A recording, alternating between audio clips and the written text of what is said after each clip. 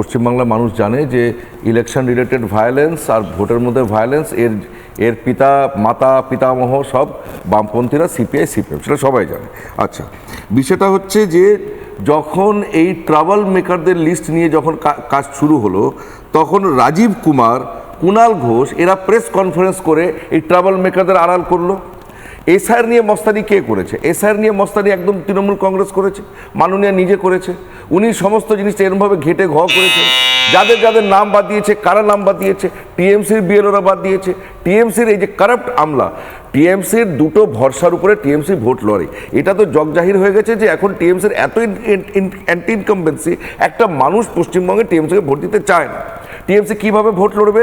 রাজীব কুমার, আলাপন বন্দ্যোপাধ্যায়, এই যে corrupt bureaucracy, এই যে দুর্নীতিগ্রস্ত তোলাবাজ একটা আমলাতন্ত্রকে যে পুষেছে, তাদের উপরে ভরসা করছে আর গুন্ডা বাহিনীর উপরে ভরসা করছে। এবার আমলাকে ইলেকশন কমিশন আমলাকে কন্ট্রোল করেছে, সব কিছু করেছে, কিন্তু এতদিনের যে গুন্ডা বাহিনী, এই গুন্ডা বাহিনীকে কন্ট্রোল করতে তো আরও অনেক প্রচেষ্টা লাগবে, আর সেটা হচ্ছে ফার্স্ট ফেজে। সেই জন্য সম্পূর্ণভাবে সাধুবাদ ইলেকশন কমিশনকে, কেন্দ্র বাহিনীকে, যে একটু রক্ত ঝরতে দেয়নি।